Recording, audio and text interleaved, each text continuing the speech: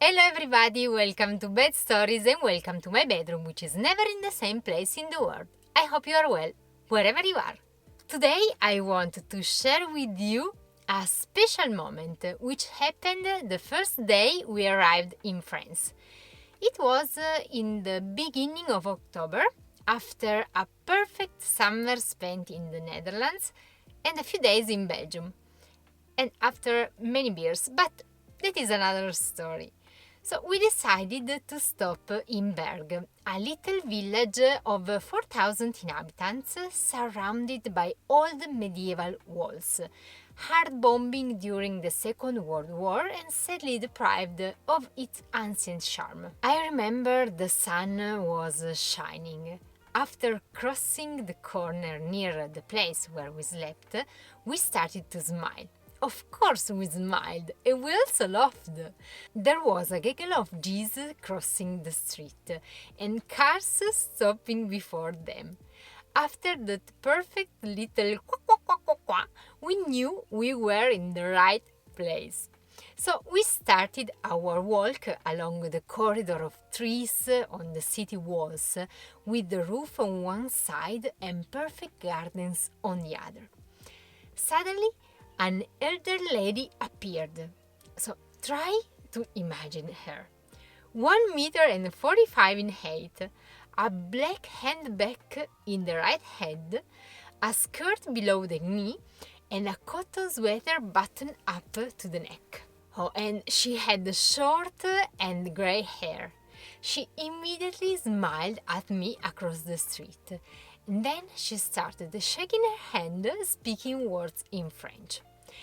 I tried to reply that I didn't know French, unfortunately, but she didn't seem to care because she continued to talk and talk and talk to me as if I were the niece she was supposed to meet.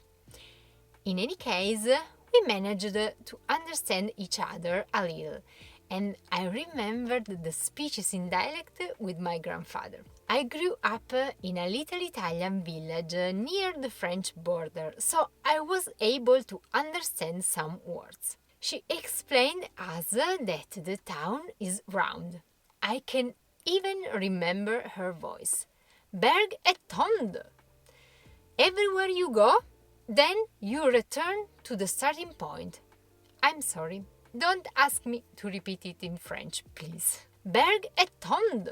So we continued the tour observing the remains of a church on the small hill, exchanging a few words with the 3 ladies walking with 3 alpacas. Yes, 3 alpacas in the middle of the little town, while we had a cat and a dog by our side. Strange, but it's not the end of this crazy story. When we went down the main street before returning to the walls, the old woman suddenly reappeared. It seems she wanted to say, I told you, Berg est tonde. And she was right, and she had experience. When we said goodbye again, this time for real, she turned to say something to Sakè, our cat. When at the crossroads, I asked her if it was better the view of the city or the view of the gardens. She replied, what matters to you? I wanted to tell her that I'm afraid of crossroads, but maybe she had already given the answer to Sakè. And smiling, I followed him on the right towards the walls. And we arrived in front of our camper van, where another old lady gave us some fresh tomatoes as a gift. Don't ask me anything. I was there and I am now remembering, full of emotions. So I'll close my eyes for a while. Thank you for listening this story. See you next time and look after yourself.